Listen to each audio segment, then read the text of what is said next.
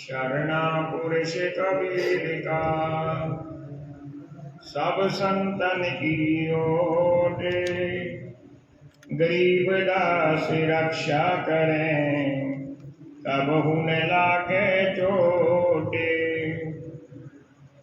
पूर्ण ब्रह्म के निधान सुन के शो करतारे, गरीब दास मुझ दीन की रखियो बहुत संभारे। बोलिए सतगुरु कबीर साहेब की जय। बंदी छोड़ गरीब दास जी महाराज की जय। सर्व संतों की जय। स्वामी जयतराम जी महाराज की जय। स्वामी दयालु दास जी महाराज की जय। स्वामी ब्रह्म सागर भूरी वाले महाराज की जय। परम धाम छुड़ानी धाम की जय। सर्व धामों की जय। गौ माता की जय। गंगे माता की जय। भारत माता की जय। अपने अपने गुरुदेव महाराज की जय। बोलिए बंदी छोड़ गरीबदास जी महाराज की जय।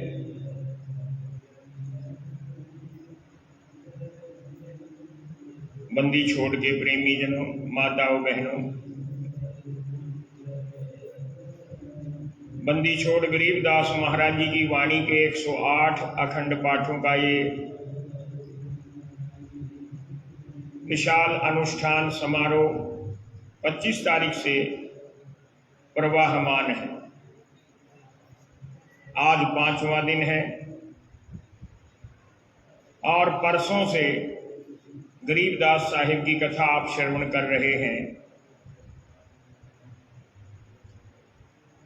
कथा प्रारंभ करने से पहले आइए सदगुरु के आगे अरदास करें, प्रार्थना करें। बंदी छोड़ बंदी छोड़ बंदी छोड़ जी, रक्षा करो बंदी छोड़ गरीबदास जी। बंदी छोड़ बंदी छोड़ बंदी छोड़ जी, रक्षा करो बंदी छोड़ गरीबदास जी। बंदी छोड़ बंदी छोड़ बंदी छोड़ जी, कृपा करो बंदी छोड़ गरीबदास जी। बंदी छोड़ बंदी छोड़ बंदी छोड़ जी, कृपा करो बंदी छोड़ गरीबदास जी। बंदी छोड़ बंदी छोड़ बंदी छोड़ जी, शक्ति बख्शो बंदी छोड़ गरीबदास जी। बंदी छोड़ बंदी छोड़ बंदी छोड़ जी, शक्ति बख्शो बंदी छोड़ गरीबदास जी। बंदी छोड़ बंदी छोड़ बंदी छोड़ जी, भक्ति बख्शो बंदी छोड़ गरीबदास जी। बंदी छोड़ बंदी छोड़ बंदी छोड़ जी, भक्ति बख्शो बंदी छोड़ गरीबदास जी।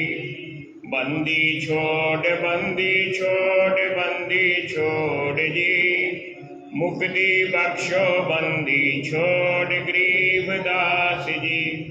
बंदी छोड़ बंदी छोड़ बंदी छोड़ जी, मुक्ति बख्शो बंदी छोड़ गरीबदास जी। हे सदगुरु बंदी छोड़ गरीबदास साहेब, आप भक्ति मुक्ति के दाता, आप रक्षा करने वाले हैं, आप कृपा करने वाले हैं, आप शक्ति देने वाले हैं। आपकी भक्ति करके ये जीव मुक्ति को प्राप्त होता है।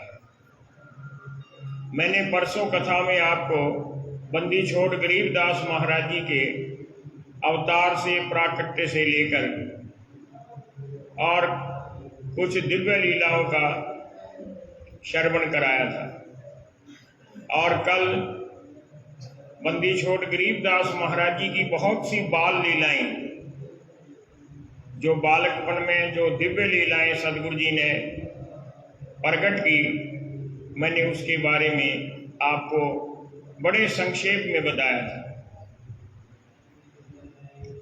आज मैं आपको बंदी छोड़ गरीबदास महाराज जी जब युवा हो जाते हैं, जवान हो जाते हैं, उस समय की घटनाओं का वर्णन कर रहा और किस प्रकार से बंदी छोड़ गरीबदास महाराज जी ने दिल्ली के बादशाह को, जागीरदारों को, नवाब लोगों को शिक्षा दी, उपदेश दिया और धर्म के अनुसार आचरण करने की शिक्षा दी।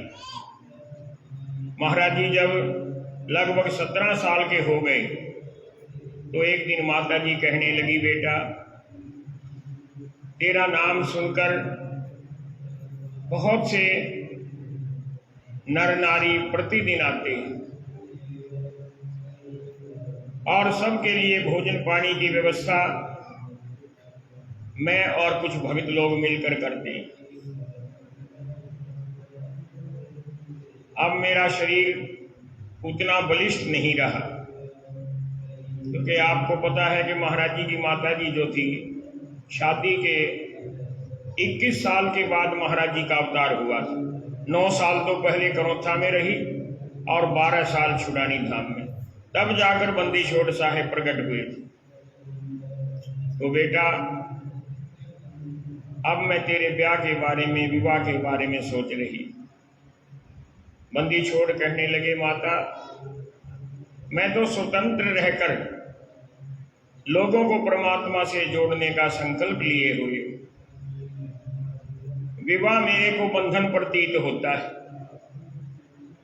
काफी देर तक माता ने ऊंच नीच समझाई कि हमारी हिंदू संस्कृति में अत्रि ऋषि, वशिष्ठ ऋषि और बहुत सारे ऋषियों ने शादी की है, और यहाँ तक कि जो अवतारी पुरुष हैं, रामचंद्र भगवान, कृष्णचंद्र भगवान, इन सब की शादी हुई। और अगर और ऊपर जाओ तो ब्रह्मा, विष्णु, महेश सभी अपने संग अर्धांगिनी के साथ विराजमान हैं। कोई बुराई नहीं शादी में। बहुत सी बातें कही, माता का, पिता का आग्रह, हुक्म मानकर, वो आग्रह कर रहे थे लेकिन सदगुरु जी ने हुक्म मानकर शादी के लिए हाँ कर दी। यहां से खरखोदा कस्बा नजदीक है, जिला सोनीपत। खरखोदा के पास बरौना गांव है, जाट बाहुल्य गांव है। तो महाराज जी की शादी बरौना गांव के चौधरी न्यादर सिंह, जो कि एक अच्छे जिम्मेदार थे, उनकी सुपुत्री जो बड़ी धर्मपरायण थी, मोहिनी देवी।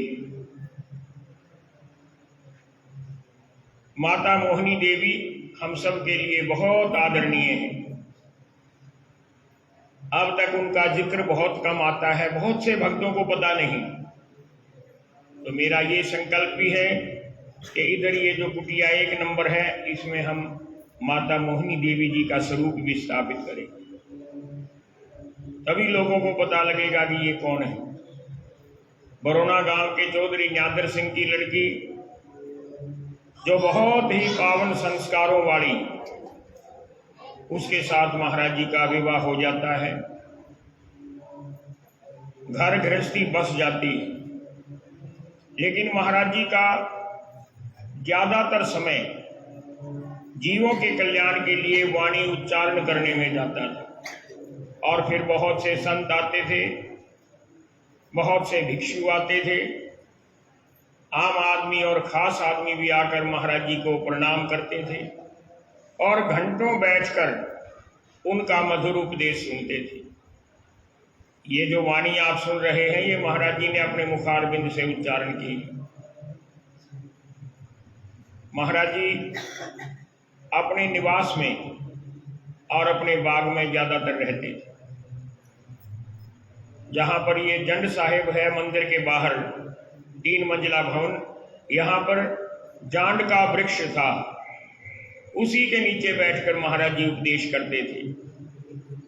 और कुछ समय जो महाराज जी का महल था, जो गांव के बिल्कुल बीच में ऊंचे स्थान पर है, गरीबदास जी अवतार महल, कुछ समय महाराज जी वहां पर विश्राम करते थे। उसको महल कहते हैं। इसका भी मैं आपको इतिहास बताता हूं। छुडानी गांव में बहुत सारे सामान्य व्यक्ति थे। किसी का कच्चा मकान था, किसी की झोपड़ी थी, लेकिन चौधरी शिवलाल जो थे, चौधरी शिवलाल सहवाग, वो गांव के सबसे बड़े जिम्मेदार थे। संतान नहीं थी, तो उन्होंने गरीबदास महाराज जी के जो पिताजी थे बलराम जी को छुडानी लाकर घर दामाद, घर जवाई रख लिया था, और अपनी जमीन में से बहुत सारी जमीन उनके नाम कर दी थी।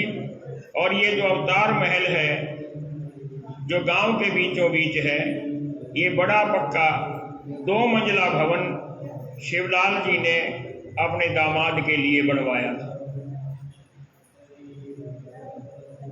हमारे पुराने महात्मा यहां तक बताते हैं कि शिवलाल जी ने अपने मकान से भी बेहतर और बड़ा मकान बनवाया था। वो गांव के बीच में है, सबसे ज्यादा ऊंचाई पर है, आसपास कोई पक्का मकान नहीं था। केवल मात्र शिवलाल जी के बाद दूसरा मकान, बड़ा खूबसूरत अवतार महल, वही था। उसके विशाल होने के कारण, बड़ा होने के कारण, सुंदर होने के कारण उसका नाम महल रख दिया, घर नहीं कहते थे। सन 90 में, अब 2023 है, सन 1990 में सर्दियों की बात है।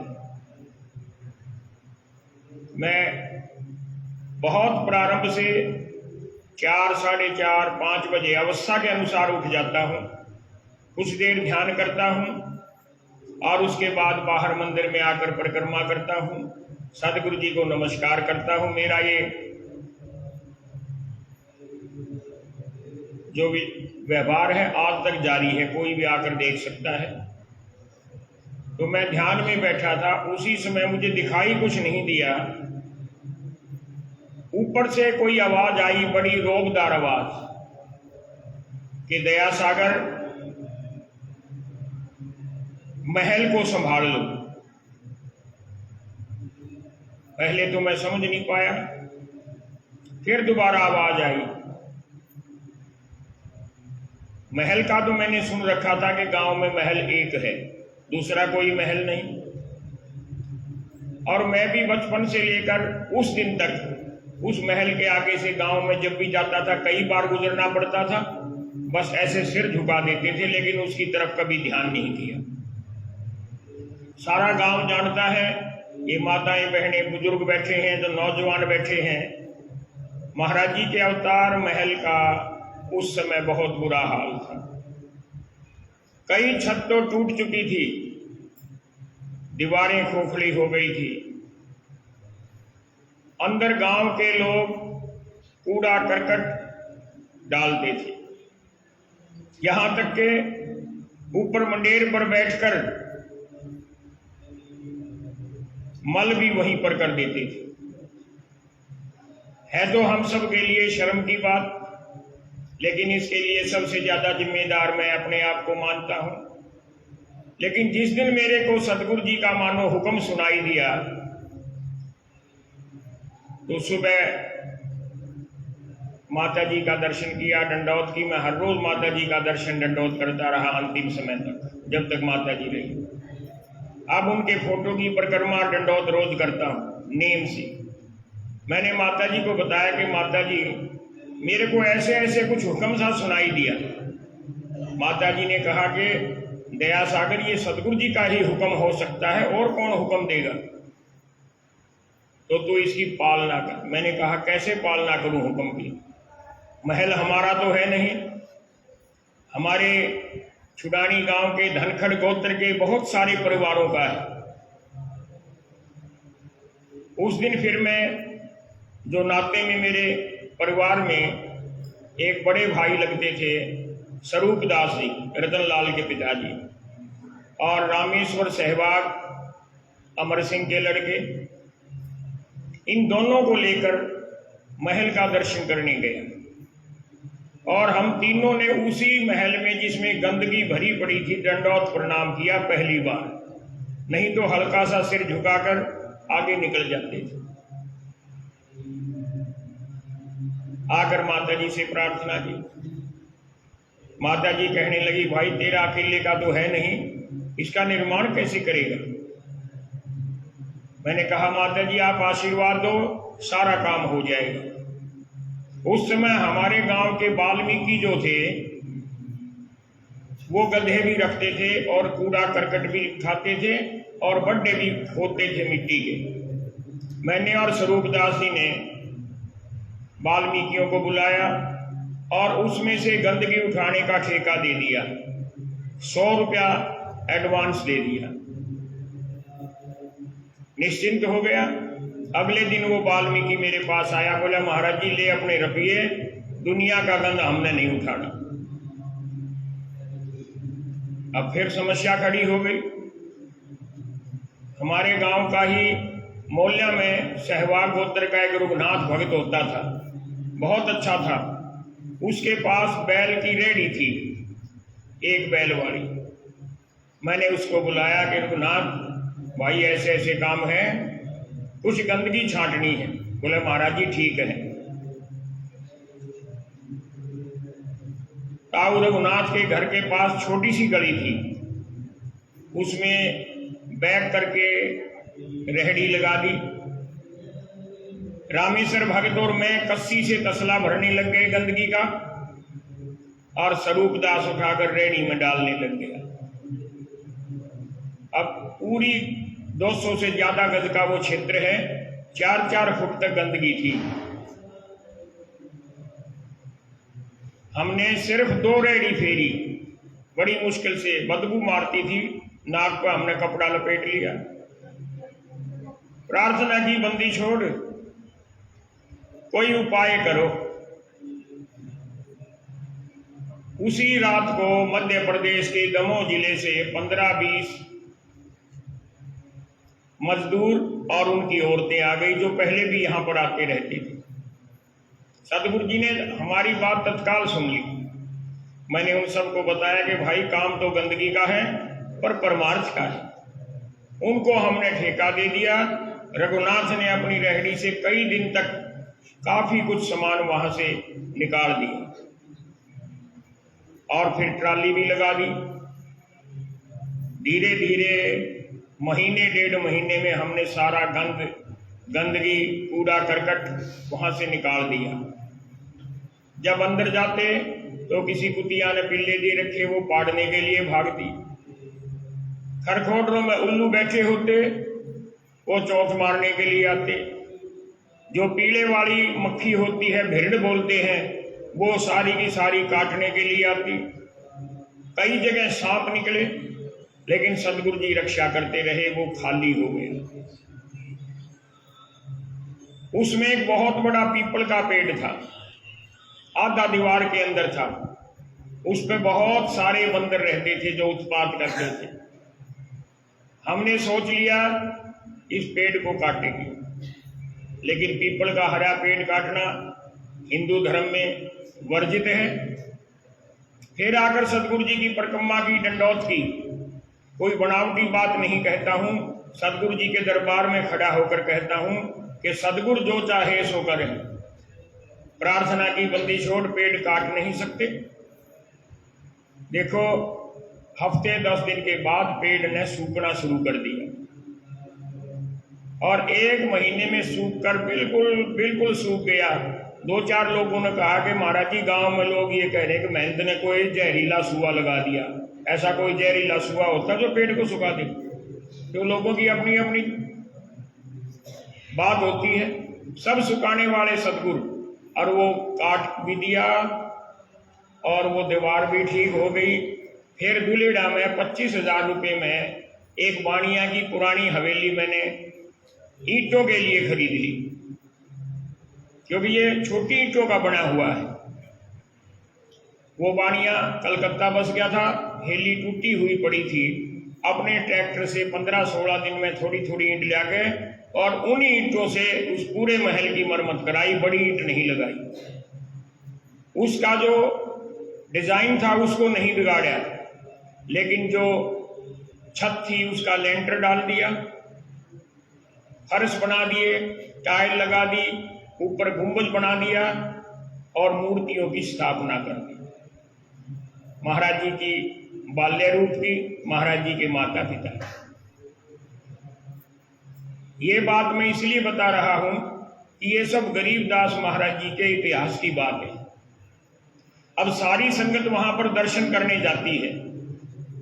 आसपास के कुछ प्लाट भी मैंने ले लिए, कुछ लोगों की मैंने गालियां भी खाई, कुछ लोगों ने मेरे ऊपर हाथ भी उठाया कि तू कौन सा मालिक अकेला इसका, मेरे को धमकी भी दी और कईयों के साथ मेरी हाथापाई भी हुई। 1-2 बार मुझे थाने में भी जाकर बैठाया गया, पर बंदी छोड़ की दया हो गई। आज उस महल की रजिस्ट्री छतरी साहिब के नाम है।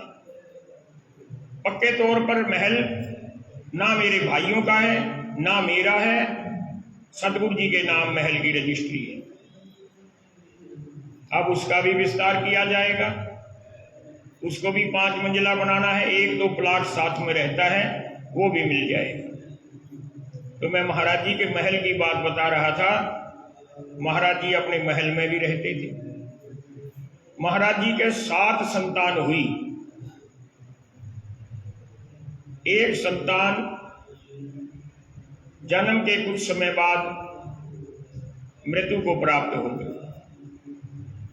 और 4 सुपुत्र जैतराम जी, तुर्तीराम जी, अंगद राय जी, आसेराम जी और 2 सुपुत्रियां दिल कौर और ज्ञान कौर, जिन्होंने सारे जीवन भर शादी नहीं की, ब्रह्मचारिणी रही और पूर्ण साध भी कहलाई। पूरे देश में, खास तौर पर पंजाब में जाकर उन्होंने गरीबदास महाराज जी की वाणी का बहुत प्रचार किया। उनकी समाधि का पता नहीं लग पा रहा कि उन्होंने कहां पर शरीर छोड़ा। कोई कहता है कि सुनाम संगरूर जिले में, लेकिन मैंने बहुत खोज की, प्रॉपर जगह नहीं पता लगी।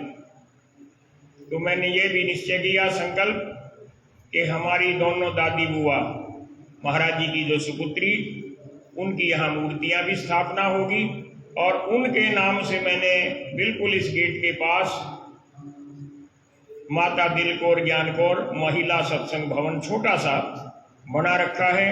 ये माता बहनें जानती हैं, समय समय पर वहां सत्संग होता है। तो ये सारी घटना तो महाराज जी के महल की, निवास स्थान की और जंड साहिब की और उनके परिवार की।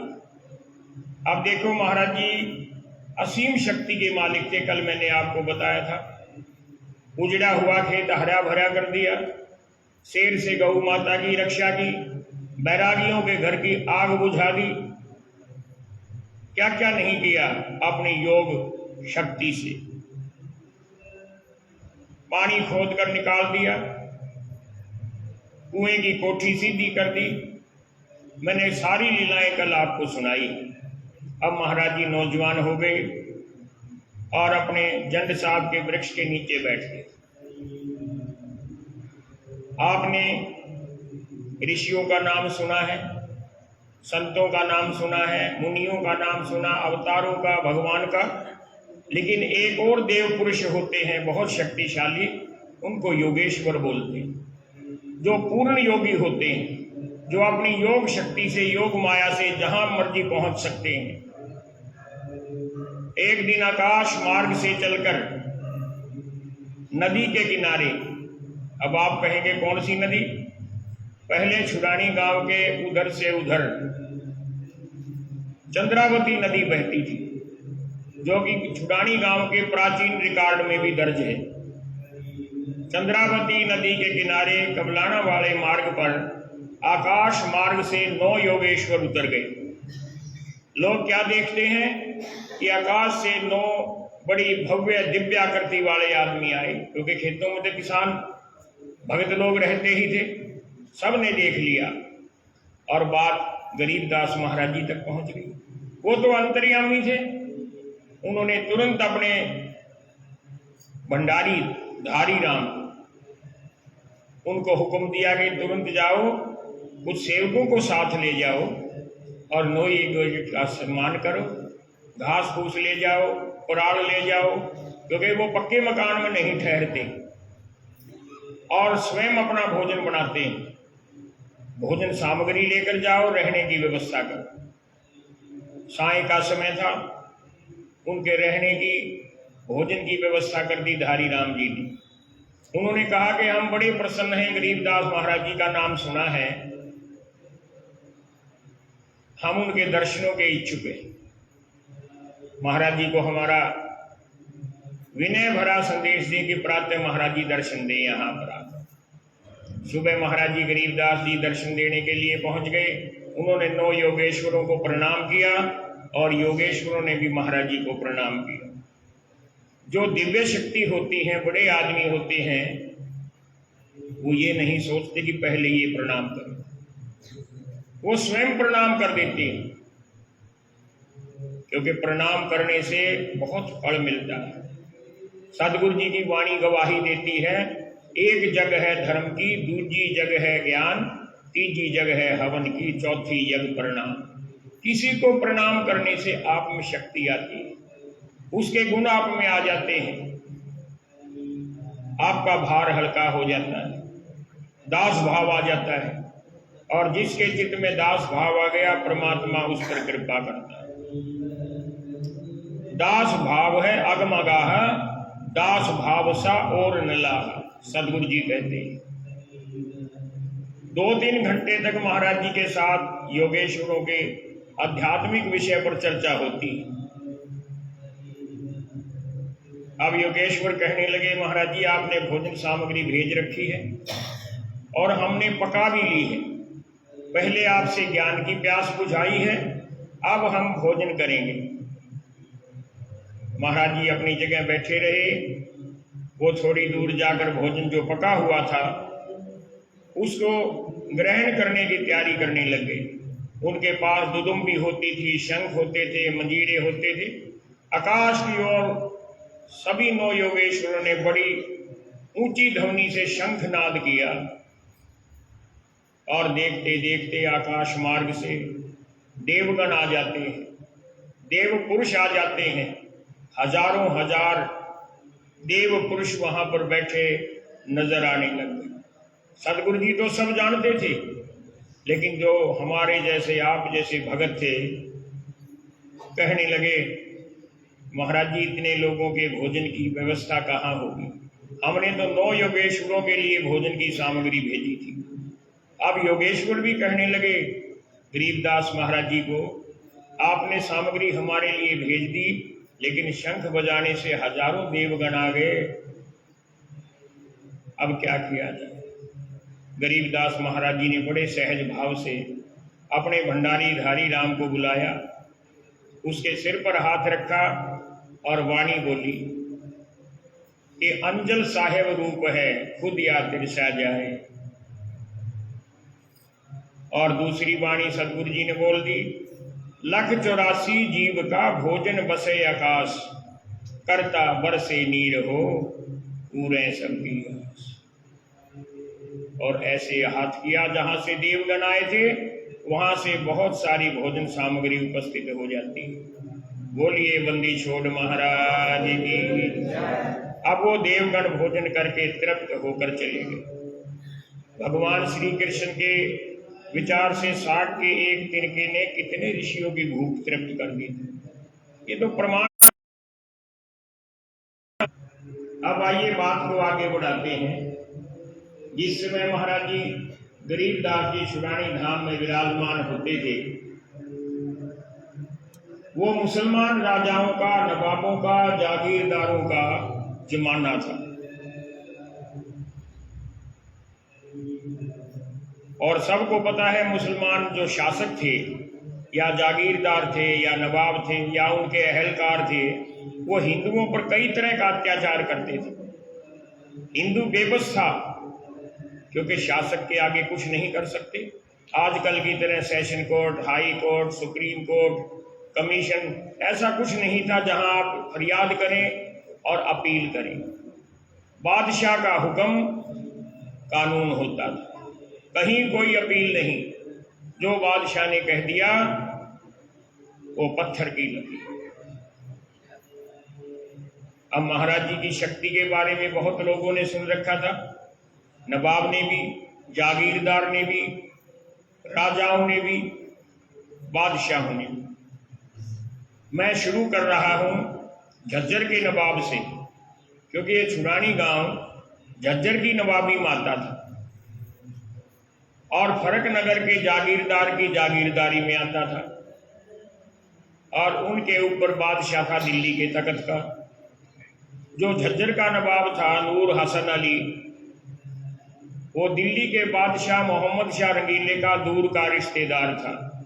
अपने रिश्तेदारों को ही नवाब बनाते थे। आजकल भी टिकट एमएलए एमपी की रिश्तेदारों को ज्यादा देते हैं ढूंढ कर। झज्जर के नवाब नूर हसन अली खान ने सुन रखा था कि तेरे नवाबी में एक गांव है छुड़ानी, और वहां पर एक साधारण किसान जाट गरीबदास बड़ा प्रसिद्ध हो रहा है। हर रोज बहुत से लोग दर्शन के लिए आते हैं, ज्ञान सुनने के लिए आते हैं। मुझे परीक्षा लेनी चाहिए कि कहीं ये पाखंडी तो नहीं। उसने 7 अमृत बाणों में नीचे तो गोबर भर दिया, ऊपर थोड़ा थोड़ा देसी घी डाल दिया, अपने नौकरों के जरिए गरीबदास महाराज जी के पास भेज दिया कि जाकर गरीबदास महाराज जी को हमारा सलाम करना और कहना कि ये 7 अमृतमान घी के भरे हुए आपके पास नवाब साहब ने भेजे हैं, उन्होंने आपकी प्रसिद्धि सुन रखी है, वो बड़े प्रसन्न हैं। गरीबदास महाराज जी तो जानते थे। उन्होंने कहा कि नवाब ने जो सलाम भेजा है तो हमारा भी सलाम उनको करना। जबकि वो तो शहनशाहों के शहनशाह थे, लेकिन मृदु थे। नाम गरीबदास, स्वभाव से भी गरीब। लेकिन एक बात कह देना कि गरीबदास महाराज जी प्रसन्न हुए आपकी भेजी हुई भेंट से, लेकिन उन्हें जरूरत नहीं घी की। हमारे पास घी का बहुत बड़ा भंडार अभी है, जरूरत होगी तो हम मंगा लेंगे। साथ में ये जरूर कह देना कि जो इसमें ऊपर है वही नीचे, जो ऊपर है वही नीचे। अब नौकर हुक्म की तामील करके वापस चले गए। नवाब को बताया कि गरीबदास महाराज जी बड़े खुश हुए, आपको सलाम भेजा है और ये अमृतपान ये कहकर लौटा दिए कि अभी हमें जरूरत नहीं, जरूरत होगी तो मंगा लेंगे। और साथ में ये खास तौर पर कहा कि जो ऊपर है वो नीचे है, जो ऊपर है वही नीचे है। नवाब क्योंकि पढ़े लिखे होते थे, व्यवहारिक होते थे, समझ गए कि इस बात में कोई सार है। एक कढ़ा मंगाया गया, कहने लगे इस कढ़ाई में सारे के सारे अमृतबाण पलट दो। क्या देखता है, गोबर नहीं, सब जगह घी ही घी निकला। बोलिए बंदी छोड़ महाराज की। उस समय नवाब इतना प्रभावित हुआ, अगले दिन स्वयं गरीबदास महाराज जी के पास आया, प्रणाम किया, कहने लगा कि मैं आपकी शक्ति से प्रभावित हूं। मैं इस्लाम धर्म के मानने वाला हूं, आपका शिष्य तो नहीं बन सकता, नहीं तो लोग मुझे काफिर कहेंगे, लेकिन मैं आज मन ही मन आपको अपना फकीर मानता। और ऐसा कहकर कुछ बातें भी उसने पूछी कि आप हमारे धर्म के बारे में बताइए। गरीबदास जी कहने लगे तुम्हारे धर्म की बात नहीं, मैं हिंदू धर्म की बात भी बताऊंगा, पूछो क्या पूछना चाहते। नवाब ने कहा कि हमारे इस्लाम धर्म के जो प्रमुख होते हैं, काजी, मुल्ला, वो कहते हैं कि ऐसा कार्य करो जिससे खुदा तुम्हें मिल जाए। आपके हिंदुओं में पंडित पुजारी कहते हैं कि ऐसा कार्य करो कि राम मिल जाए। गरीबदास महाराज जी कहने लगे, दोनों की बात दुरुस्त है, लेकिन पहले अपने आचार आहार व्यवहार को सुधारना जरूरी है। मुसलमान तो गाय का मांस खाते हैं, हिंदू सूअर का मांस खाते हैं। जब आपका आहार ठीक नहीं तो ना खुदा मिलेगा ना राम मिलेगा। गरीबदास महाराज जी ने वहां पर साखी बोली, मुसलमान को गाय भगी, हिंदू खाया सूरे, गरीबदास दहु दीन से, राम रही मादूर। इसी वाणी ग्रंथ के अंदर ये शब्द आता है। और भी बहुत सी बातें हुई और आखिर में विनम्र भाव से सिर झुकाकर अपने साथ आए अपने अधिकारी से कागज मांगा और गरीबदास महाराज जी के नाम 80 बीघे का छुडानी गांव में पट्टा लिख दिया, जहां पर ये एरिया है। पहले ये नवाब की जागीर थी और महाराज जी के चरणों में रख दिया। वो भी हमारे राजस्व रिकॉर्ड में है कि नवाब नूर हसन अली खान ने गरीबदास नाम के एक हिंदू फकीर को 80 बीघा जमीन का पट्टा लिखा। महाराज जी ने मना कर दिया कि हमें जमीन की जरूरत नहीं, हमारे पास बहुत जमीन है। इस बात की चर्चा दिल्ली के मुगल बादशाह तक पहुंच गई कि तेरा रिश्तेदार नूर हसन अली खान एक हिंदू फकीर का प्रभाव में आकर उसको जमीन दान दे रहा है। उसने बुला लिया, जवाब तलब हुए तो नवाब ने कहा कि जहां बना, मैंने स्वयं अपनी आंखों से उनके दिव्य शक्ति का चमत्कार देखा। अब उसने कहा कि मेरा राज छिन्न भिन्न हो रहा है। आपको ये बताऊं कि मोहम्मद शाह जो है वो मुगल बादशाहों की अंतिम कड़ी में था। देखो, पहले बाबर, फिर हुमायूं, फिर शेर शाह सूरी ने हुमायूं को हरा दिया, दोबारा फिर हुमायूं का राज आ गया, फिर अकबर, जहांगीर, औरंगजेब और बहुत से इनके बादशाह फिर तो छोटे छोटे बनते गए। राजकाज छिन्न भिन्न होने लग गया। उसका कारण क्या था कि ये जो बादशाह थे औरंगजेब के बाद भोग विलासी हो जाते, सुरा में सुंदरी में डूब जाते, राज की तरफ इनका ध्यान नहीं और राज्य का घेरा कम होता जाता है। छोटे छोटे जागीरदार, जमींदार, नवाब अपने आप को स्वतंत्र घोषित कर देते हैं और फिर जनता पर जुल्म करते हैं। यही हाल मोहम्मद शाह रंगीले का था। नाम तो मोहम्मद शाह था, लेकिन इतिहासकारों ने उसका नाम मोहम्मद शाह रंगीला इसलिए रखा कि हद से ज्यादा रंगीला था। सुरा सुंदरी में उसने सारे रिकॉर्ड तोड़ रखे थे। उसने नवाब को कहा कि मेरी वजह से मेरा राजकाज छिन्न भिन्न होता जा रहा है।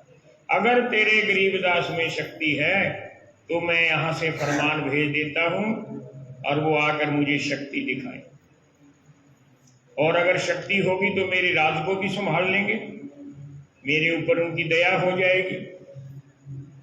उसने अपना शाही फरमान भेज दिया अपने अहलकारों के द्वारा गरीबदास महाराज जी के पास लिख दिया, गरीबदास महाराज जी, आपको हमने याद किया है, आप 2-4 रोज में हमारे दरबार में हाजिर हो। पढ़कर सुनाया गया। गरीबदास महाराज जी ने जवाब लिखवाया कि राजन, बादशाह के दरबार में 2 किस्म के लोग आते हैं। एक तो वो जिनको दंड दिया जाना हो, जिन्होंने कोई अपराध किया, और एक वो जिनको बादशाह से कुछ लेने की उम्मीद है। भिखारी, याचक, मुझे किसी चीज की जरूरत नहीं, मैंने कोई अपराध नहीं किया, मुझे आपके दरबार में नहीं आना।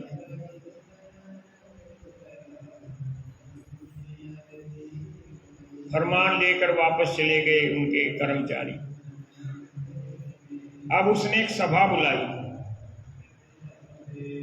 कि भी कोई भी ऐसा पीर फकीर संत औलिया अगर है दुनिया में तो मेरे को आकर बचाए, मेरे को सुधारे और मेरे राज को संभाले, फिर से मेरा राज दूर दूर तक फैल जाए। वहां पर दुजाने का रहने वाला एक छोटा अधिकारी था, और तो सब चुप हो गए क्योंकि राजा की बादशाह की आदत से वाकिफ थे कि ये स्वार्थी है। उसने हिम्मत की कि बादशाह अगर जान बख्शे तो एक सलाह दे। बोलिए। आपने गरीबदास महाराज जी को बुलाया हुक्म देकर। संत तो शहंशाहों के शहंशाह होते हैं, अगर आप विनीत भाव से विनय पत्र लिखें तो मैं जिम्मेवारी लेता हूं सदगुरु जी को यहाँ लाने, क्योंकि वो सदगुरु जी का सेवक था। अब बादशाह को तो स्वार्थ था, परेशान था, विनय पत्र लिख दिया कि मैं बहुत संकट में हूँ, मुसीबत में हूँ, आप मेरे राज दरबार में आए, आपका राजसी स्वागत होगा और आप मेरे भले के लिए कुछ वचन करें। सवारी भेज दी, हाथी भेज दिए, घोड़े भेज दिए। अब वो दुजाने वाला जो हिंदू अधिकारी था उसने जाकर पैर पकड़ लिए कि महाराज जी मैंने सुझाव दिया और बादशाह ने विनय पत्र लिख दिया, अगर आप नहीं जाएंगे तो मेरा सर कलम कर देगा। सदगुरु जी दयालु थे, चल पड़े। राजसी सवारी में नहीं बैठे, अपने रथ में बैठे, अपने 5 सेवक साथ ले लिए और यहां से चले। शाम हो जाती है। राजा के दरबार से पहले दादूपंथी संत चरणदास जी का डेरा था, जो आज भी बड़ा प्रसिद्ध डेरा है। सदगुरु जी वहां गए। चरणदास जी महाराज जी ने बड़ा स्वागत किया, दोनों संतों का आपस में मिलाप हुआ, भोजन पानी। अगले दिन चरणदास जी को साथ लेकर गरीबदास महाराज जी बादशाह के दरबार में गए। विदाई के समय चरणदास जी ने महाराज जी को पीले रंग का एक अंगरखा, जो ड्रेस होती है, वो भेंट किया। वैसे महाराज जी सफेद वस्त्र धारण करते थे, चरणदास जी पीत वस्त्र धारण करते थे, तो एक पीत अंगरखा महाराज जी को भेंट किया, जो आज भी छुड़ानी धाम छतरी साहिब में सुरक्षित है। बोलो बंदी छोड़ महाराज की। अब दोनों संत बादशाह के दरबार में पहुंचे। बादशाह स्वयं सिंहासन से उतरकर दोनों संतों का बड़ा सम्मान किया, ऊंचा आसन दिया और अपनी विपदा बताई कि मैं भोग विलासी हो गया हूं, राज का छिन्न भिन्न होने लग गया है, दुश्मन मेरे ऊपर हमला कर सकता है, मेरी प्रजा भी सुखी नहीं, आप कृपा करें। सदगुरु जी ने अपनी दिव्य दृष्टि के द्वारा देखकर निर्णय सुना दिया कि बादशाह, हम तुम्हारे को 3 बात कहेंगे, 3 वचन कहेंगे। ये तीनों वचन अगर तुम मान लेते हो तो तुम्हारी इच्छाएं पूर्ण हो जाएंगी, तुम्हारी प्रजा सुखी हो जाएगी, तुम्हारा राज्य जो है वो और ज्यादा विस्तार ले लेगा। गरीबदास महाराज जी ने वाणी में लिखा है कि जे कोई माने शब्द हमारा, राज करे काबुल कंधारा, अरब खरब मक्के को ध्याऊं, मदीना बांध हद में लाऊं, ईरा तूरा कहाँ शिकारी, गढ़ गजनी लग है अशवारी। मक्के मदीने तक तेरा राज हो जाएगा, ईरान इराक अफगानिस्तान सारा तेरे तहत हो जाएगा। अब बादशाह को तो बड़ी प्रसन्नता हुई। महाराज जी हुक्म करें। पहला हुक्म, हिंदू किसानों के ऊपर औरंगजेब ने जो जजिया कर लगाया था, टैक्स होता है, मुसलमानों पर टैक्स नहीं था, केवल हिंदुओं पर टैक्स लगाया था। जितनी भी आमदनी हो उसका चौथा हिस्सा टैक्स, जजिया कर। पहले अकाल बहुत पड़ते थे, फसल तो होती नहीं, खाने लायक दाने होते, उनको भी बादशाह के आदमी टैक्स के रूप में जबरदस्ती ले लेते, नहीं देते तो पशुओं को खोल लेते, और ज्यादा क्रूरता करते, लड़कियों को औरतों को उठा लेते, बड़ा अत्याचार होता था। इन सब की बद्दुआएं बादशाह तेरे को लग रही हैं, ये जजिया कर समाप्त कर दे। उसी समय उसने हुक्म कर दिया कि आज से मेरे राज्य में जजिया कर नहीं लगेगा। किसानों के कितने बड़े हितैषी थे सदगुरु जी, क्योंकि स्वयं किसान थे, खेती करते थे, गाय पालते थे, उनको पता था किसानों की हालत। तो सदगुरु जी ने किसानों के हित में ये निर्णय कराया जो मुसलमानों के इतिहास में उस समय के गजट में लिखा हुआ है, उर्दू भाषा। दूसरी बात कही, राजन तेरे राज में गौ हत्या होती। गौ की हत्या तो मुसलमान अच्छी मानते थे, जबकि है बिल्कुल विपरीत। गरीबदास महाराज जी ने वचन सुनाए बादशाह को कि गौ हमारी मात है, जा पर छुरी निभाए, गरीबदास इस दूध को सब ही आत्म खाए। ए बादशाह, तुम मुसलमान हो, इस्लाम को मानने वाले हो, अरे तुम भी तो गाय का दूध पीते हो, फिर घृणा क्यों करते हो? हिंदू पूजते हैं क्योंकि 33 करोड़ देवताओं का निवास गाय में बताया गया है, लेकिन दूध तो तुम भी पीते हो। दूध नहीं है, ये अमृत होता है, अनेक रोगों का उपचार होता है इससे। बादशाह कहता है ठीक है महाराज जी, आज से गौ हत्या बंद। अध्यादेश जारी कर दिया। तीसरी बात कही कि बादशाह तुम एक हो, तुमने कई दर्जन बेगम रखी हुई, सैकड़ों दासी रखी हुई है, हजारों लौंडियां रखी हुई, तुम उनके सुख सुविधा का ध्यान नहीं कर पा रहे। अपनी एक बड़ी बेगम को रख के इन सब स्त्रियों को आजाद कर दो। ये तुम्हारी नहीं, ये पर नारी है। पर नारी विनाश का कारण बढ़ती है। जो आपकी बेहता है उसको रखो और बाकियों को आजाद कर। ये बहुत बड़ा तुम अत्याचार करते हो।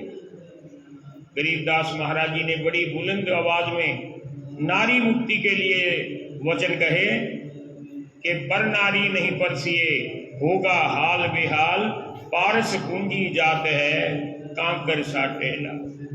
और हमारे संतों ने लिखा है, पर नारी पैनी छुरी, मत कोई लाभो अंग, रावण के 10 सिर गए पर नारी के संग। बादशाह ने ये बात भी मान ली। कपाट खुलवा दिए, बेगम एक रख ली, बाकी सबको आजाद कर दिया। नारी मुक्ति के व्याख्याता और पैरोकार गरीबदास से बढ़कर कौन हो सकता है? नेता लोग तो वोट के लिए किसानों के हित में बात करते हैं, औरतों के हित में, गरीबों के हित में। सदगुरु जी को तो कोई वोट नहीं चाहिए थी, वो तो स्वयं शहंशाह थे, लेकिन सबके प्रति दया भाव, क्योंकि वो करुणा में थे। अब बादशाह ने सारी बातें मान ली, चरणदास जी को विदा कर दिया और गरीबदास जी को कहा कि आप एक रात्रि मेरे महल में मेरा आतिथ्य स्वीकार करें, आपके लिए भोजन तैयार रहेगा। अब महाराज जी की पता नहीं क्या दिव्य लीला थी, मान जाते। महाराज जी को एक सुंदर सुसज्जित कक्ष में ठहरा दिया, भोजन की व्यवस्था कर दी और सोने से पहले बादशाह को घेर लिया। काजियों ने, मुल्लाओं ने, सेनापति ने, मंत्रियों ने। बादशाह, आप इस्लाम धर्म के मानने वाले, आप एक हिंदू फकीर की बातों में आकर ऐसे अध्यादेश जारी कर रहे हैं। जमाना आपको काफिर के नाम से जानेगा, आपका धर्म खराब हो चुका है। हो सकता है लोग विद्रोह कर दें, आपको मौत के घाट उतार दें। अनेक प्रकार से उसको डरा कर धमका कर मना लिया। बादशाह कहता कि तुम लोग क्या चाहते हैं? हम ये चाहते हैं गरीबदास नाम के इस फकीर को कैद कर लो, अनेक प्रकार की यातनाएं दो और फिर फांसी पर चढ़ा। पहरा लगा दिया, हथियार लेकर सैनिक तैनात कर दिए, कहीं भाग ना जाए। अब जिसको हम बंदी छोड़ कहते हैं, जो जीवों की बंद छुड़ाने के लिए आया, उसको कोई बंदी कैसे बना सकता है?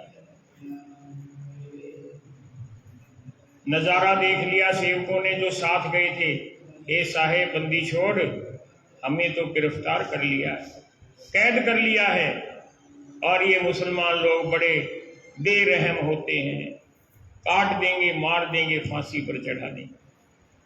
सदगुरु जी कहने लगे, घबराओ मत, तुम्हारी क्या इच्छा है कि महाराज जी मृत्यु से पहले संध्या आरती करें, आपके वचन सुने? कर लो भाई, यहीं पर आरती कर लो। नहीं महाराज जी, आरती करनी है छुड़ानी धाम में। ठीक है, आंख बंद करो। और जब आंख खोली तो क्या देखते हैं कि वहां ना जेल है और छुड़ानी धाम में सभी विराजमान सदगुरु जी दरख्त के नीचे। बोलिए बंदी छोड़ महाराज की। जब कोई भी जीव प्रार्थना करता है तो जो समर्थ होता है वो सुनता है, और जो समर्थ नहीं वो क्या सुनाई करेगा। सभी को प्रार्थना करनी चाहिए। आप पर कोई मुसीबत आए, आपकी कोई मांग हो, कोई संकट हो, फरियाद करो गरीबदास महाराज जी के आगे, कबीर साहिब के आगे, क्योंकि वो सुनते हैं, दूसरा सुनने वाला नहीं। बाकी अनसुनी कर देंगे। एक भजन का गायन कर रहा हूं, आप भी साथ बोलेंगे।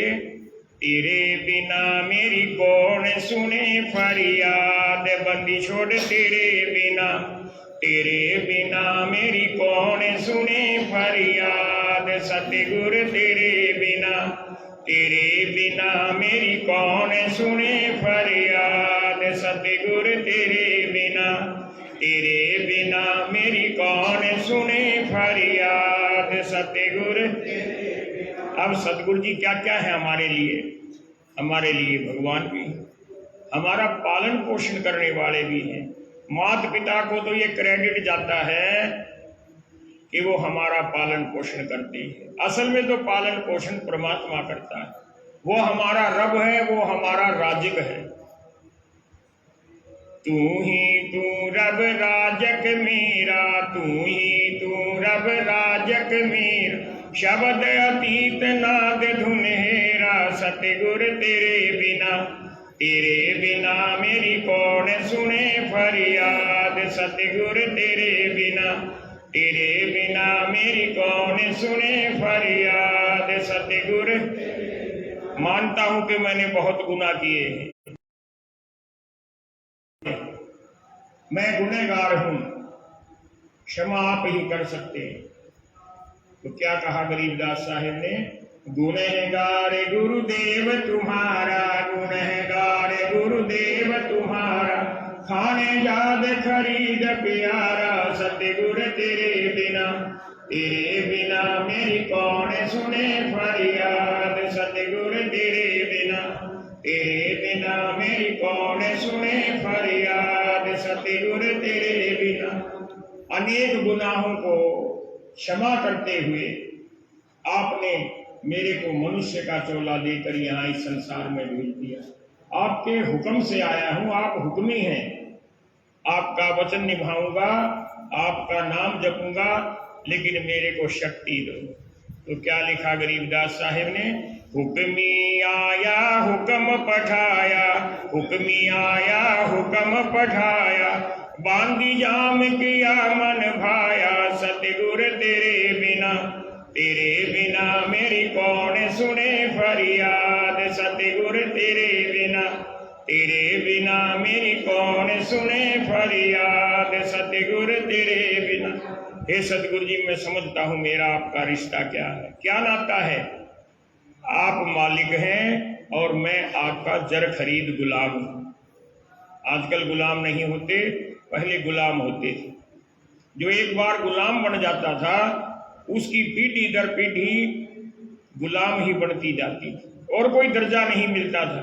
हे सतगुरु जी, आपके इतने एहसानों तले दबा हुआ हूं कि आपने मेरे अनेक गुनाहों को माफ करके मनुष्य का जन्म दे दिया ताकि आपका नाम सिमरन करूं।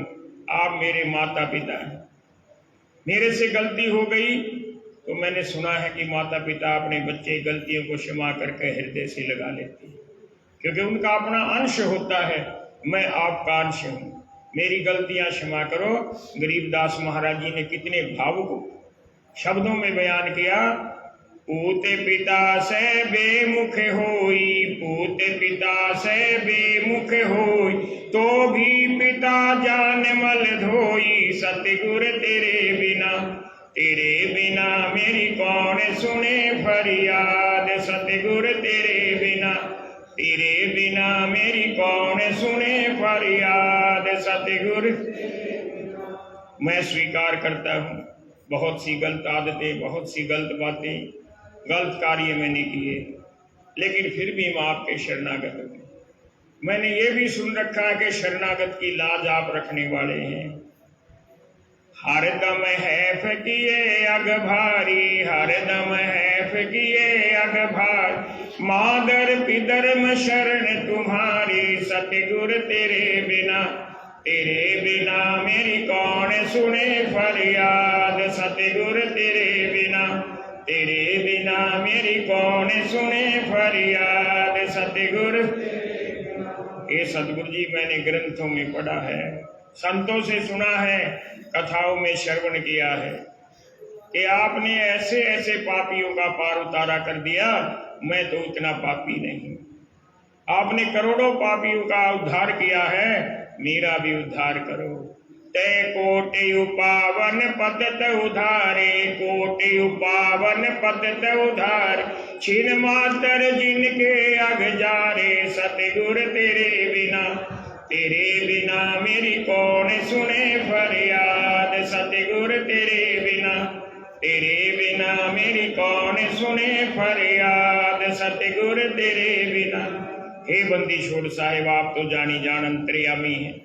मेरे जैसे लाखों करोड़ों असंख्य जीव संसार में आते हैं और चले जाते हैं, मुक्ति नहीं प्राप्त करते, 84 के चक्कर में फंसते रहते हैं। मैं आपसे अरदास कर रहा हूँ। सतगुरु जी बोले, क्या अरदास कर रहा है? अगली कली में सतगुरु जी के आगे अरदास की, हमसे अनगिन जीव तेरे बिना मेरी कौन सुने फरियाद। सतगुर तेरे बिना मेरी कौन सुने फरियाद। सतगुर तेरे बिना। देखो भगवान के बहुत से नाम हैं, बंदी छोड़ है। विष्णु सहस्त्रनामा में हजारों नामों का उल्लेख है। एक नाम और भी है, मेहरबान। जो मेहर करता हो जीवों पर वो मेहरबान है। तो भगत क्या कहता है, गरीबदास आप मेहरबान हैं, मेहर करो। क्या मेहर करूं? कि जैसे आज मैं आपकी संगत में बैठा हूं, मेरी मुक्ति करो तो करो, मुझे नहीं मालूम, ये तो आपकी मर्जी है, लेकिन कोई भी जन्म दो, आपकी सत्संगत मुझे प्राप्त होती रहे। सत्संगी परिवार में जन्म हो और मैं खुद सत्संगी हूं, ये मेहरबानी करो। तो शब्द की अंतिम कली में क्या लिखा है, मेहरबान मालिक बहुरंगी, मेहरबान मालिक बहुरंगी, दास गरीब सदा सतसंगी। सतगुर तेरे बिना मेरी कौन सुने फरियाद। सतगुर तेरे बिना मेरी कौन सुने फरियाद। सतगुर तेरे बिना। तो बात चल रही थी मुसलमान शासकों की, मोहम्मद शाह रंगीले की। जब गरीबदास महाराज जी वहां से अंतर ध्यान हो जाते अपनी शक्ति से, तो मुल्ला मौलवियों ने फिर से उसको बहका दिया।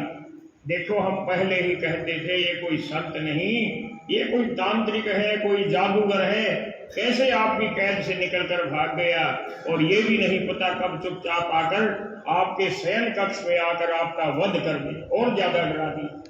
कोई बात नहीं, कुछ समय 1 वर्ष बाद की बात है, इलाहाबाद का नाम माननीय मुख्यमंत्री योगी जी ने प्रयागराज कर दिया, क्योंकि हमारे इतिहास में तो प्रयागराज ही है। ये बहुत अच्छा कार्य किया। तो प्रयागराज के समीप फतेहपुर जिला लगता है। हमारे महाराज जी दिल्ली के मंडलेश्वर स्वामी दीवानानंद जी फतेहपुर जिले से संबंध रखते हैं। मैं उनके गांव में भी गया हूं। तो फतेहपुर का एक किसान था, जाट जाति का था, उसकी लड़की थी सुनो, बहुत खूबसूरत, चारों तरफ उसके चर्चे थे, और उसका रिश्ता कर रखा था लक्ष्मण सिंह से, लेकिन अभी गौना नहीं हुआ था। अब मोहम्मद शाह जो था वो रंगीला था, चारों तरफ उसके राज में खबर आती रहती थी कि किसकी कन्या सुंदर है। बादशाह को कुछ करना तो नहीं पड़ता, अपने सैनिक भेज देता, उनको जबरदस्ती उठा लाता और उनके साथ बलात्कार करता, फिर छोड़ देता। सुन्नो के बारे में सुना, बादशाह ने रसिक हुसैन नाम का एक दूत भेज दिया कि जाओ उसके बाप को और उस लड़की को गिरफ्तार करके लाओ। अब राजा के हुक्म की तामील ना करना तो मृत्यु को गले लगाना है। आ जाते हैं बेटी और बाप। राजा ने अपने बाग में ठहरने का प्रबंध किया। जो दासियां थी, लौंडियां थी, उन्होंने उसको खूब बहकाया, सजाया और कहने लगे अब तुम इस कक्ष में आ जाओ, बादशाह सलामत आएंगे और तुम्हारे साथ हम बिस्तर होंगे, तुम्हारा तो भाग्य खुलने वाला है। अब वो अबला सुन्नो रोने लग जाती है, बहुत जोर जोर से दहाड़ती है, लेकिन बादशाह को दया नहीं आई। नजदीक आया, हाथ पकड़कर घसीटने लगा। अब वो लड़की सुन्नो प्रार्थना करती है, इस पृथ्वी के ऊपर अगर कोई सिद्ध संत, कोई योगी पुरुष है, कोई महापुरुष है तो आकर मेरे को इस दुष्ट से छुड़ाओ। उसी समय बंदी छोड़ गरीबदास महाराज जी वहां पर प्रकट हो जाते हैं। बादशाह तो परिचित था, शक्ल देखकर उसको याद आ गया, तेरे मुल्ला मौलवी ने कहा था कभी भी तेरा वध कर देगा, लेकिन उस समय उस पर वासना का भूत सवार था। हुक्म दिया, ए फकीर यहां से भाग जा, नहीं तेरे को मरवा दूंगा। गरीबदास महाराज जी ने अपने हाथ की चितली उंगली उसके शरीर को लगाई, उसको तो हजारों वाट का करंट आ गया, थर थर कांपने लग गया, नीचे जमीन पर गिर गया। और उस बेटी को गरीबदास महाराज जी ने उठाया, सिर पर हाथ रखा, जा बेटी अपने घर। बेटी और बाप दोनों अपने फतेहपुर में पहुंच जाते। अब बादशाह गरीबदास महाराज जी से और ज्यादा ईर्ष्या रखने लगे कि आज इसने मेरी मन की इच्छा पूरी नहीं होने दी, और सदगुरु जी तो वहां से आलोक हो जाते हैं अपनी योग माया से। अब उसने सोचा कि झज्जर का नवाब तो गरीबदास का मुरीद हो चुका है, सजा नहीं देगा, तो फरक नगर यहां पड़ता है, इधर झज्जर गुड़गांव के बीच में जागीरदार था मसावी खान फरक नगर का। उसको हुक्म भेज दिया कि किसी न किसी बहाने से गरीबदास को कैद कर लो, जबरदस्ती मत करना, कोई आरोप लगा दो। अब वो जो मसावी खान था बहुत अत्याचारी था। जितने भी गांव आसपास के हैं, छुड़ानी है, दुलेड़ा है, कबलाना है, भदानी है, खुंगाई है, और बादली के आसपास के पेड़पा, निमाना, आकूबर, बादली, इन सब गांव में उसकी जागीरदारी थी। और इतना वो कुख्यात था, उसके आदमी आते जबरदस्ती किसानों को, उनकी बेटियों को पकड़ कर ले जाते, उनका धन छीन लेते थे। तो उसने योजना बनाई कि छुड़ानी के कुछ किसानों को पकड़कर पीटते हुए लेकर आओ, उनको छुड़ाने के लिए गरीबदास जरूर खड़ा हो जाएगा, तो उसके ऊपर राज्य से विद्रोह करने का आरोप लगाकर बंदी बना लेंगे। और वही हुआ, निर्दोष किसानों को पीटकर कोड़े मारकर ले जाने लगे तो सदगुरु जी छाती खोलकर सामने खड़े हो जाते, क्या कसूर है इनका, बस इतना पूछा। अब उन्होंने गरीबदास महाराज जी को भी गिरफ्तार कर लिया, आरोप लगा दिया कि जनता को भड़का रहा था जागीरदार के खिलाफ। ले आए फरक नगर। फरक नगर के जागीरदार के पास एक शेर था जो पिंजरे में बंद रहता था। जो कोई उसका हुक्म नहीं मानता शेर के आगे फेंकवा देता था। इतना क्रूर था, ये बातें इतिहास में भी लिखी हुई, मन घड़ंत बात नहीं। हुक्म दिया कि इस गरीबदास को शेर के आगे फेंक। महाराज जी के लिए पिंजरा खोल दिया। सदगुरु जी ने अभी एक कदम भी अंदर नहीं रखा था, पिंजरे के दरवाजे पर खड़े शेर दहाड़ कर आया, आक्रमण करने की बजाय तल में चाटने लग जाता है, पैरों को चाटता है, क्योंकि देखता है कि तेरा मालिक खड़ा है। मैंने कल भी बताया था आम जीव में अवतारी पुरुषों में मूलभूत अंतर क्या होता है कि आम जीव तो प्रकृति के वशीभूत होता है, और जो दिव्य पुरुष होते हैं वो प्रकृति को वश में कर लेते हैं। अब यहां जागीरदार क्षमा मांगने लग गया और कहने लगा कि मेरे को तो बादशाह ने हुक्म भेजा था, मेरी आपसे कोई निजी रंजिश नहीं। और सतगुरु जी ने उसको क्षमा कर दी। अब देखो, रामायण में एक सुक्ति है।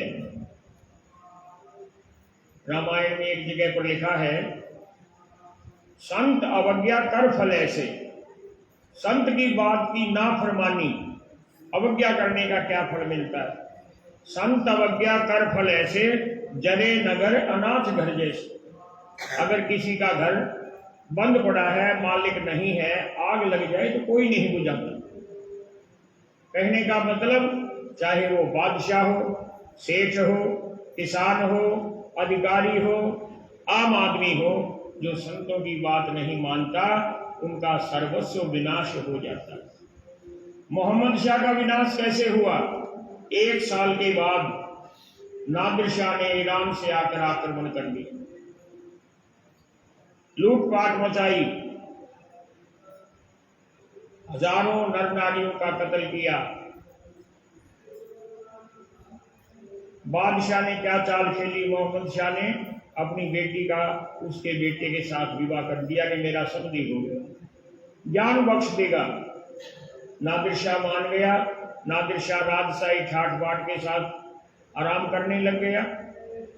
कुछ दुष्ट लोगों ने ये अफवाह फैला दी कि मुसलमान सिपाहियों ने ईरान से आए हुए सिपाहियों को भी मार दिया और नादिर शाह का भी सिर काट दिया। मुखबर ने जाकर खबर दी। नादिर शाह बहुत क्रोधित हुआ, बाहर निकल आया, किले की दीवार पर खड़ा होकर हुक्म दे दिया, जहां भी कोई हिंदू मुस्लिम मिले उसका सिर काट दो। ये हिंदुस्तान के इतिहास में बातें दर्ज हैं कि नादिर शाह कितना अत्याचारी था। 6 घंटे तक ईरान के सैनिकों की तलवार गर्दन काटती रही। इतिहास में लिखा जाता है कि लाखों व्यक्तियों की मृत्यु हुई, वध हुआ। इतना बड़ा वध हिंदुस्तान में कभी नहीं हुआ। जब देखा कि इंतहा हो गई है तो फतेहपुरी की जामा मस्जिद के जो शाही इमाम थे, उन्होंने तलवार गले में लटका ली, घास का तिनका मुंह में ले लिया और नादिर शाह के आगे अदब से आदाब करते हुए कहा, अब क्षमा करें। इन निर्दोष लोगों का क्या कसूर है? आपको बदला लेना है तो मोहम्मद शाह से ले, इनके सैनिकों से ले, इनके मंत्री वजीरों से ले। नादिर शाह मान गए, कत्लेआम बंद कर दिया। हिंदुस्तान में एक ही बार कत्लेआम हुआ है, नादिर शाह के समय में, और उसके बाद जब हिंदुस्तान पाकिस्तान का बंटवारा हुआ फिर कत्लेआम। ये इतिहास की बातें हैं। नादिर शाह यहां से तख्ते ताउस, कोहिनूर हीरा, करोड़ों की संपत्ति अपने खच्चरों पर, ऊँटों पर लाद कर ले गया। करीब 20,000 औरतों को बंदी बनाकर ले गया ईरान में। अब मोहम्मद शाह का सर्वस्व विनाश हो गया, क्योंकि गरीबदास महाराज जी ने जहां उसका उत्साह बढ़ाया था ये कहकर के जे कोई माने शब्द हमारा, राज करे काबुल कंधारा। और बाद में वचन कर दिए कि दिल्ली मंडल पाप की भूमा, धरती नाल जगाऊं सुमा, हस्ती घोड़ा कटे सिंहारों, दृष्टि पड़े असुरो दल मार। ये दिल्ली भूमि तो पाप की भूमि हो चुकी है, क्योंकि जहां का शासक पापी है तो उसका दंड जनता को, प्रजा को भी भुगतना पड़ता है। तो प्रेमियों, आज काफी समय हो गया है। आज तीसरा दिन है, 6 दिन कथा और चलेगी। 5 तारीख की रात तक आप लोग आते हैं, कथा सुनते हैं। सदगुरु जी निश्चित रूप से आप पर कृपा करेंगे। पाठ सुनना, कथा सुनना, संतों के वचन सुनना बहुत ही उत्तम कार्य होता है। प्रसाद बांटने वाले भाई, प्रसाद बांटने की तैयारी करो। आओ, तब तक सदगुरु कबीर साहिब के एक भजन का उच्चारण करते हैं जो ये बताते हैं कि संसार में अपना कुछ नहीं, ना ये शरीर अपना है, ना ये परिवार के लोग अपने हैं, ना ये धन संपत्ति अपनी है। ये जो कुछ भी नेत्रों से दृष्टिमान हो रहा है ये सब तो नश्वर है। तो क्या करें? इसकी ओर ध्यान ना देकर परमात्मा के नाम का, पूर्ण परमात्मा सतगुरु कबीर साहिब गरीबदास साहिब के नाम का सिमरण करें। क्या कहा है शब्द में कबीर साहिब ने? ये पिंजरा नहीं तेरा हंसा, ये पिंजरा नहीं तेरा, ये पिंजरा नहीं तेरा हंसा, ये पिंजरा नहीं तेरा। देखो सतगुरु कबीर साहिब और गरीबदास साहिब की एक विशेषता है कि वाणी ऐसी बोली है जो सबको समझ में आ जाए। तो क्या कहा? ना घर तेरा ना घर मेरा, ना घर तेरा ना घर मेरा, चिड़िया रैन बसेरा, ये पिंजरा नहीं तेरा, ये पिंजरा नहीं तेरा हंसा, ये पिंजरा नहीं तेरा, ये पिंजरा नहीं तेरा हंसा, ये पिंजरा नहीं पहले माता बहनों को दो भाई इधर से। आओ रतनलाल जी, इधर से प्रारंभ करो। आओ उधर से शुरू कर दो। हाथी घोड़े महल खजाना, हाथी घोड़े महल खजाना, पड़ा रहे धन तेरा हंसा, ये पिंजरा नहीं तेरा, ये पिंजरा नहीं तेरा हंसा, ये पिंजरा नहीं तेरा। बाबा दादा भाई भतीजा, बाबा दादा भाई भतीजा, इनमें कोई तेरा हंसा, ये पिंजरा नहीं तेरा, ये पिंजरा नहीं तेरा हंसा, ये पिंजरा नहीं तेरा। जिस दिन मृत्यु हो जाएगी ये कहाँ होंगे, लेकिन तेरा पता है तू कहाँ होगा। तू शमशान में होगा, जंगल में।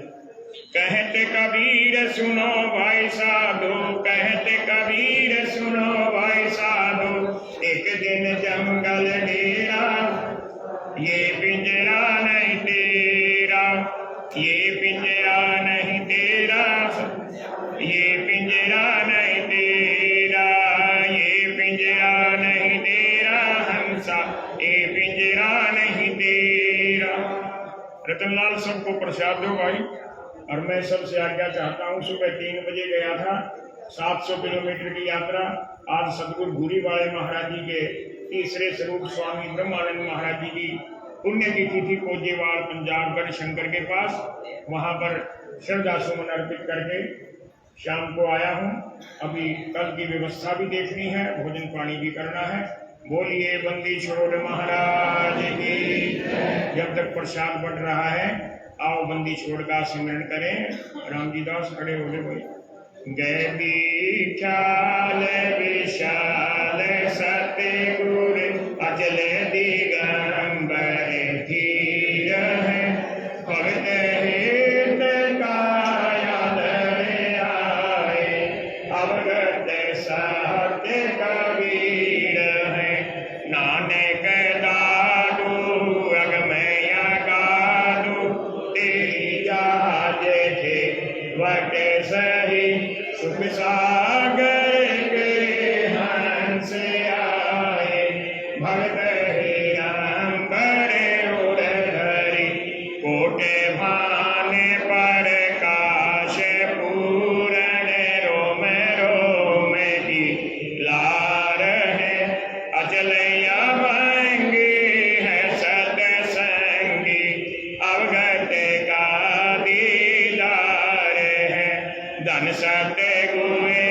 उपदेश देवा, 84 भर में दही, तेज पुंज तन देह धर कर, इस विदय हमें को भेटहि, शब्द निवास आकाश वाणी, यो सतगुर का रूप है, चंद सूरज नहीं पवन पानी, ना जहाँ छाया धूप है, रहता रम तारा में साहेब, अवगत अलह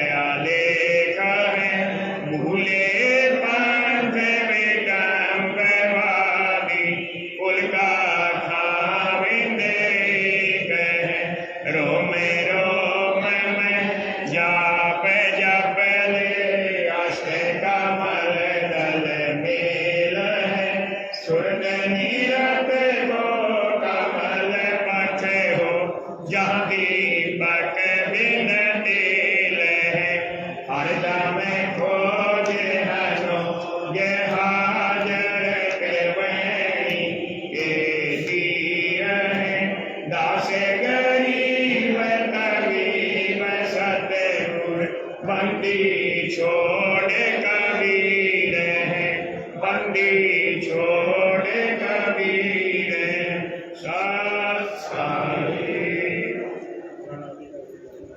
आगे रामजी दास महाराज जी भी भजन सुनाएंगे। कल तो बैटरी डाउन थी और चार्ज कर ली। सतगुरु